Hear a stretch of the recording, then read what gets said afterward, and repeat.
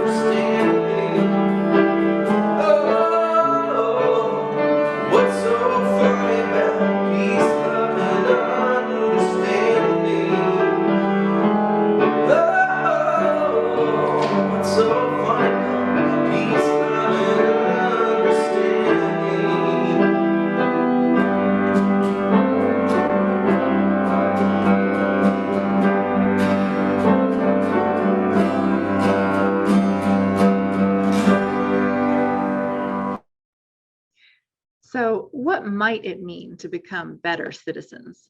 People talk about our Constitution, but how many of us really know what's in there? I looked it up just to make sure that I knew what I was talking about, and it brought me back to my high school days.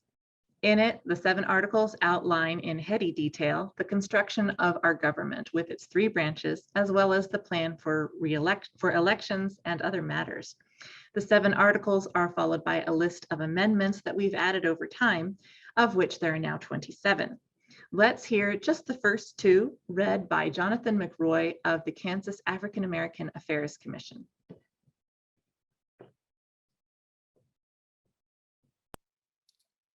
First Amendment.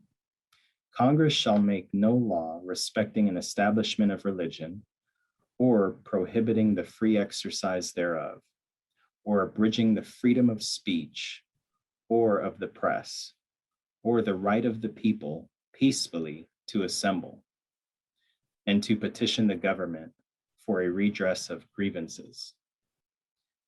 Second Amendment. A well-regulated militia being necessary to the security of a free state, the right of the people to keep and bear arms shall not be infringed. I asked Dr. Robert Weems, a distinguished scholar at Wichita State University, to give us a little more perspective on those amendments. So here are his thoughts.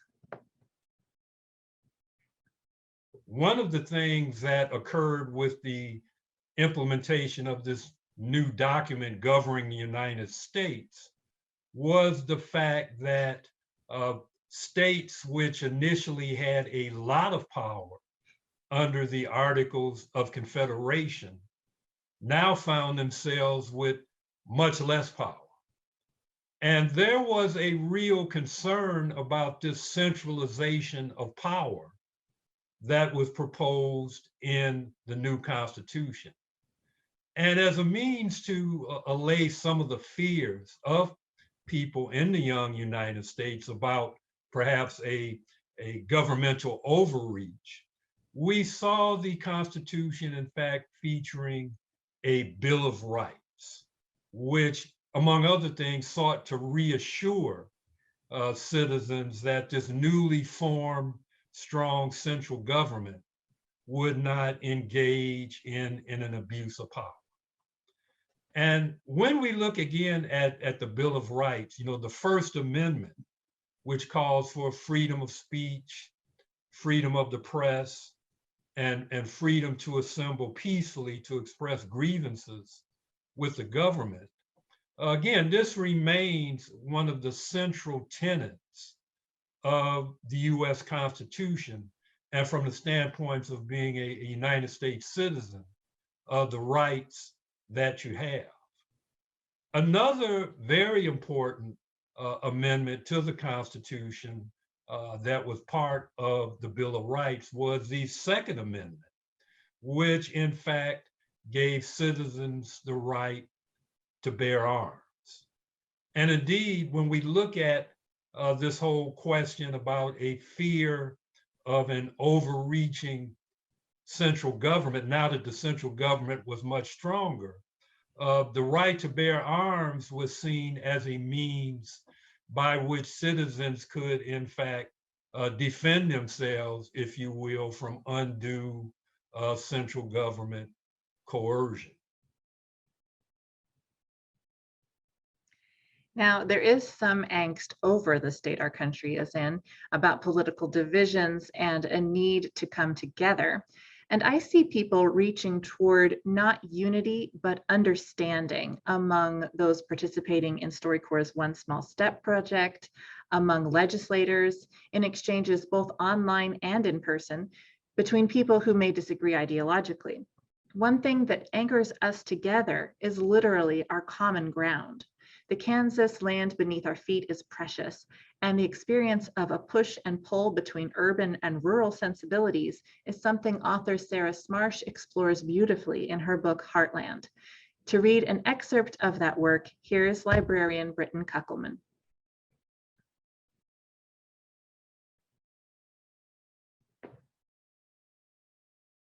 If I live to be an old woman and the trends of my early life continue, by the time I die, half the Kansas population will live in only 5 of 105 counties, people consolidated like seed companies. There's a strength in that, environmentalists and economists might suggest, but perhaps a greater weakness. President Dwight Eisenhower, a native of rural Kansas, said, "Whatever America hopes to bring to pass in the world must first come to pass in the heart of America." The countryside is no more our nation's heart than are its cities, and rural people aren't more noble and dignified for their dirty work in fields. But to devalue in our social investments the people who tend crops and livestock, or to refer to their place as flyover country, is to forget not just a country's foundation, but its connection to the earth, to cycles of life scarcely witnessed and ill understood in concrete landscapes. For Wendell Berry's vision of a sustainable world, one in balance both economically and environmentally, The American heart needs a strong, well-supported, well-respected chamber outside its metropoles. The life force that flows back into it will likely be from other places. The meatpacking towns of Western Kansas, for instance, have become some of the most ethnically diverse places in the country as immigrants stream in from Mexico, the Middle East, and Central America to take factory jobs amid industrial agricultural boom. Statewide, according to the 2010 census, many rural counties had declined, and more than 8 out of 10 Kansans were white. But the Hispanic population has grown by 60% in the last 10 years. That's a demographic shift not without tensions, but one that has been embraced by some small town whites who knew their home must change to survive. As Europeans who moved west and built sod houses on the prairie learned, you either work together or starve alone. Of all of the gifts and challenges of rural life, one of its most wonderful paradoxes is that closeness born of our biggest spaces, a deep intimacy forced not by the proximity of rows of apartments, but by having only one neighbor within 3 miles to help when you're sick, when your tractor's down and you need a ride, when the snow starts drifting, so you check on the old woman with the mean dog, regardless of whether you like her. When I was a teenager, in 1996, I went to New York City for the first time to compete in a national communications contest I'd qualified for from my tiny rural high school. We visited the Statue of Liberty, which I was excited to climb inside. As I neared the crown, ascending a narrow, winding staircase with hundreds of people packed in front of me and behind me, I suddenly had trouble breathing. I wasn't afraid of heights, but terror rose up in me as I looked around and realized I couldn't get out if I had to. I didn't know it, but I was having a panic attack. Maybe not an altogether irrational one, but resulting from claustrophobia I'd never been anywhere crowded enough to know I had. While the small space echoed with many voices, I closed my eyes and took deep breaths. I turned to the stranger behind me and I looked him in the eyes like we were the only 2 people on Earth. He was from Boston, as I recall. I asked if he wanted to take a psychological quiz. Panic was coursing through me, making my lungs and muscles feel tight and clenched, but I must have hidden it well enough. My voice sounded steady. The man laughed and said, okay. I told him a long story about him on a journey by foot through forests and meadows. I paused to ask him questions. What is the animal on the other side of the wall of vines? What's in the water when you kneel next to the pond and look down? The concept was something I'd heard somewhere, a person leading someone else through a kind of mental maze, but I mostly made it all up. The crowd around us had gone quiet to listen. He answered, and I told him what I thought his mind said about who he was. He and others nodded along in amazement, or at least amusement. As for me, I had something to focus my mind on as we inched one suspended metal step at a time towards the crown of the Statue of Liberty. I had harnessed an inner calm that can be found anywhere, but that for me had been cultivated in rural lands under a state flag that bore a covered wagon and the Latin phrase, ad astra per aspera, to the stars through difficulties. When we got to the top, I wasn't scared anymore. Someone took my picture, a relieved smile, a view of the New York harbor behind me through the little windows that at night glow as jewels in her crown. That's how I come to resolve the tensions of my childhood, of my family members' lives, about a country and a city. I craved the opportunity that cities contained and I'd pursue it. But most essential to my well-being was the unobstructed freedom of a flat, wide horizon. When I was well into adulthood, the United States developed the notion that a dividing line of class and geography separated 2 essentially different kinds of people. I knew that wasn't right because both sides existed in me. Where I was from and what I hoped to do in life, the place that best sustained me, and the places that I needed to go for the things I meant to do. Straddling that supposed line as I did, I knew it was about a difference of experience, not of humanity. You would have been born on one side of that perceived divide, but that wouldn't have predicted anything about the core of you. Not your politics, and most definitely not your character. It would have predicted the things you saw and did, to some extent, and one defining psychological tension guaranteed by your country's economy. Every day, you would decide whether to stay, go, or try to go.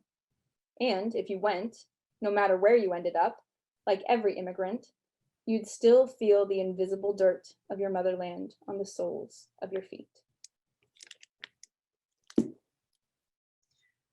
I want to share one more musical interlude from our state legislators. On the day I went to Topeka to capture this music, the State House held their Sign Die Day, the last day of the session, which meant I was lucky just to get the snippets that I did capture, because business that day took longer than expected. So after it was done, Representative Featherston and others had to hurry away for another event. But Representative Thomas was joined by Representative Stephen Johnson in this rendition of Lean on Me by Bill Withers.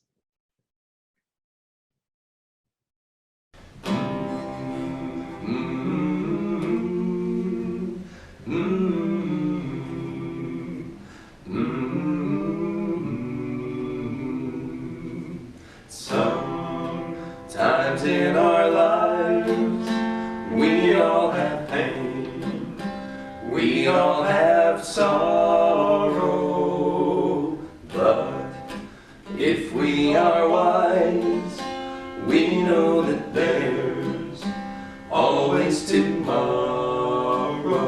Lean on me when you're not strong, I'll be your friend, I'll help you carry on, for it won't be long, I'm gonna need somebody to lean on. Please swallow your pride if there are things you need to borrow,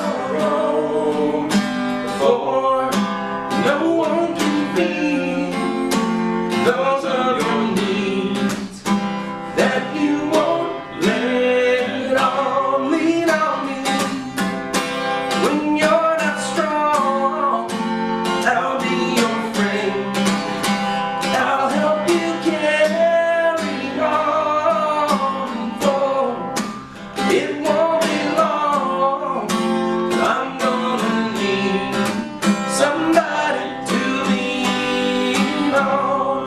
You just call on a brother when you need a hand. We all need somebody to lean on. I just might have a problem that you understand. We all need somebody to lean on. Lean on me when you're not strong, I'll be your friend, I'll help you carry on, for it won't be long till I'm gonna need somebody to lean on.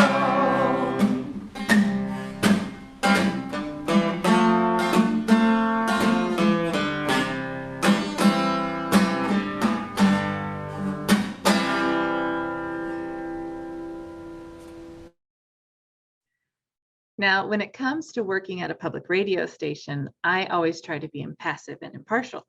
But the truth is, I have some strong emotions.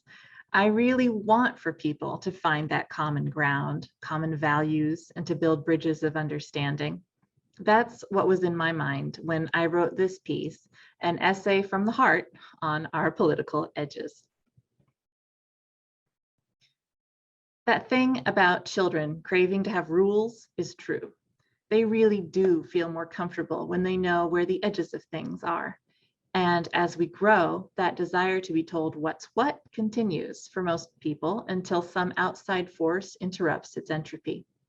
But if you never get a glimpse of what's outside of your bubble, or if no metaphorical tornado of thought lands in your neighborhood, or if one does and it strikes your neighbor's home and leaves you perfectly untouched, then you get to keep your bubble.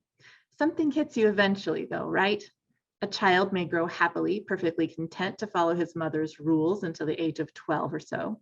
But at some point, there is an outside force of influence that plays into the child's life, intriguing him with other frameworks, codes of conduct, allegiances, other rules he might follow.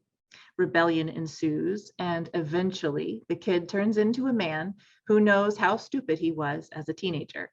Such risks he took, such harm he dealt, such opportunities squandered, such love dismissed. Who knows? All our stories are different, but they all include periods of growth. The question is, how much growth do we have to go through to find ourselves transformed into something truly bigger on the other side? How many tornadoes need to bust up our ideas about the world? How many outside influences will vie for our allegiance, our soul? And more crucially, what outside influences have had their hold on us since before we can remember? What do we see when we look at the world? Has it changed over time, or is it the same ideology and the same answers to the scary moral questions that we've always had? We have to answer important moral questions for ourselves if we want to be free. But maybe we don't want to be free. Maybe we like having someone tell us exactly what happens next after this sin or that crime. Maybe we like having someone tell us that a person who votes for this party or that cause is just a bad person or an idiot. It's easier, right? It's comforting. All we have to do is X, Y, and Z, and we'll be fine. All we have to do is sign these petitions and vote for that party line, and we're good. And we can watch others go off the cliff left and right, knowing with certainty where they're headed. It's natural. Like children, we yearn to be told what's what. We want to know where the edges are. But what if no one knows anything? Or what if everyone knows everything? The heart gets forgotten a lot in our modern age of logic. But it's one of the first shapes children learn for a good, if forgotten, reason. It's the most important shape.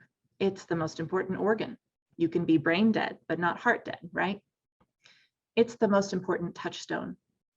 When the blood is pumping well, the body being oxygenated and fueled, growth happens, and it can be painful.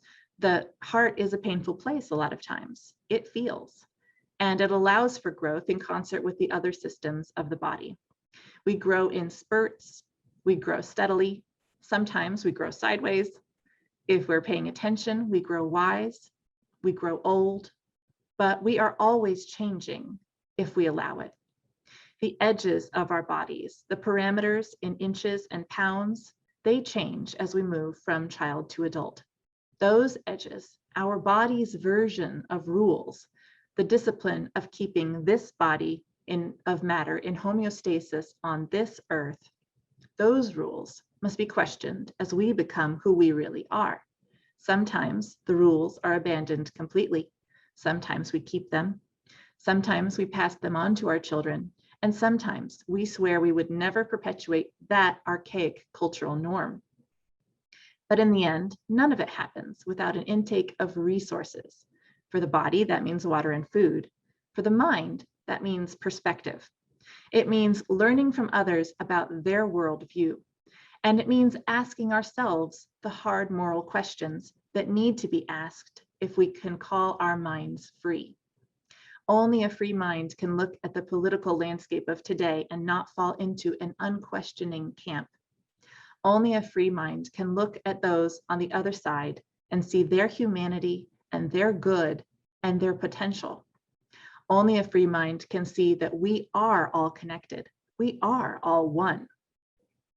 There's a pretty deep conundrum here, though. See, I was washing dishes one night, scrubbing hard at the seam of a pot to get all the spaghetti sauce off of it, when I realized that seams are often the things that exist beyond edges. A seam is the point of connection between two things, the place that would have been an edge if not for someone's inspiration. Sometimes a seam connects a pot with its handle. Sometimes it makes a two-dimensional object 3D by giving it a side, an angle. Depth is only possible when there is 3D. It's only possible when there is a seam or two. It's true, though, that seams are where gunk collects. They make ridges where otherwise it would be smooth surface. It's harder to scrub the seams clean, isn't it? But without the connecting point between the pot and the handle, I would have had so much more trouble cooking dinner. Two different shapes, two different materials were forged together to create something new. And the new thing that was created makes life so good. But what if the handle didn't appreciate the pot anymore? What if we decided the fact that the pot seam is tougher to clean up after making some dinner magic makes it no longer worth using? So ostensibly, there may be edges between us sometimes, but really they're just seams with gunk on them, or seams waiting to happen. Partnerships, connections, relationships that either lost their luster or would be amazing if only they would come together. The handle and the pot don't forge themselves together, though, while we aren't looking. That's done in a factory or in a craftsman's workshop. A maker does that work. What is our maker of seams? Who is the craftsman building us together and seeing what we could be? On some level, it isn't a person. On a very real level, that seamster is democracy. Not the founding fathers, our living democracy. It's us as a United States of people. When this nation was born, the separate states were stitched together into a country.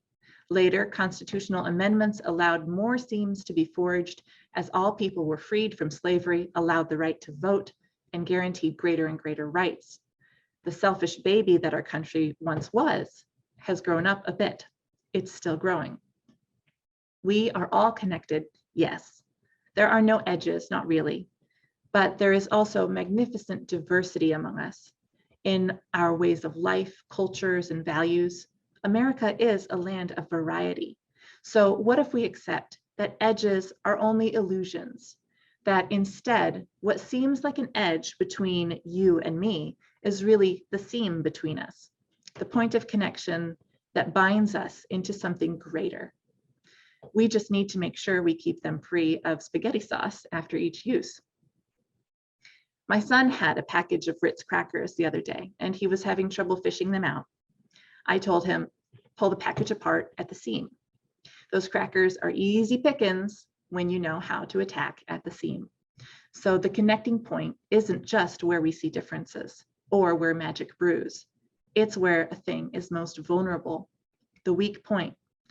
What does that mean for us as a people?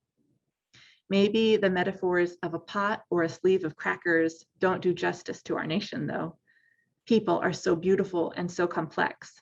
How about the joints connecting two bones, the kneecap between the tibia and femur, making it possible for a human body to walk? Or what about the sliver of muscle that connects the left and right ventricle of the human heart? How about the line dividing Republicans and Democrats? A lot of us think we know exactly where the edges are between those two groups of people. But when I facilitated conversations for StoryCorps' One Small Step between liberals and conservatives with, one might assume, very different beliefs, I found the edges to be pretty blurry. On both sides, there was fear of the other. On both sides, I heard it said that Jesus would not have been a member of the other party. From both sides, I heard it said that it would be hard to be a Christian as a member of the other party. I also heard from both sides that mom was the most influential person in people's lives, and that dad gave people strong values, and that family is so important, and that America is a wonderful country. I heard from both sides that we need to take care of each other. What is a seam between you and your reflection in the mirror? It's you when you place your hand to the glass. It's you when you look across that optical divide and see that we are one. So what is the seam between people of two different political parties? It's our republic. It's democracy. We may want to know where the edges are, and we may feel like we are very different from the other side of the aisle or the other part of the pot. The edges are blurry, and when we actually look hard at them, we'll find seams. We find a political system that produces an average, a wisdom of the people in its results. There is potential for more connections, for greater shared purpose, but we have to see past those perceived edges. If we are to keep this republic, then we need to start seeing our differences as opportunities to form a theme. We are the heart of democracy, every one of us. And as long as we can connect, we will continue to grow. Thank you. And to bring this civic experience to a close, we have a special treat from the Poet Laureate of Kansas, Huascar Medina, as he shares his work entitled New Americans.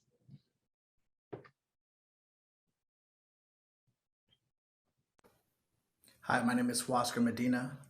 I'm the current Poet Laureate of the state of Kansas, and this poem is entitled New American. Don't call me immigrant. I'm the new American, striving in new America as a new American. I'm not your invader, not an animal, no criminal. I'm a just person, just striving in a new America.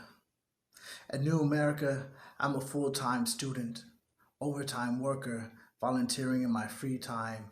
If I plan enough ahead for free time, if I can even afford the free time, if my free time is approved. I work hard in New America, third shift warehouse, second shift my house, always on call, no days off, freelance for life, 4 jobs a week, blue and white collar. Don't call me immigrant. I'm the new American, surviving in New America as a new American. I'm not your invader, not an animal, no criminal. I'm a just person, just surviving in a new America. This is New America. Student loans for all, high rent, higher utilities, low pay, rising health care costs, the cost of living, deadly, no living wage, living in rage, my cousins in cage for wanting to live in a safer part of New America. Don't call me immigrant. I'm the new American, living in New America as a new American. I'm not your invader, not an animal, no criminal. I'm a just person, just living in a new America. Strong and proud, able to withstand the distance I've traveled, the distance from my family, the distance between us, the distance of our dialects, the distance in our churches, the distance in our homes, the distance between my ancestors and my grandchildren, the distance from the streets to the dorm rooms, the distance from the field to the corner office suite. Don't call me immigrant. I'm the new American, dreaming of New America. As a new American, I am not your invader, not an animal, no criminal. I'm a just person, just dreaming of a new America. Old America, don't be afraid. We are all America, North America, Central America, South America. We are all Americans. We all strive in Americas. We all survive in Americas. We all live in Americas. They are the same America. We all dream of a greater America. I want you to be paid a living wage, live in affordable housing without college debt or medical debt or credit card debt or national debt. I want no more racism. I'm speaking of a new America. I am part of New America, whether you like it or not. So join me, please. I want to give a couple of shout outs before we conclude today, especially to Haley Krausen and Britton Kuppelman. They both really helped make this Civic Days experience happen today. Thank you so much. And thanks to the legislators who stopped what they were doing to make music and make a statement by doing so. And thank you for your time today.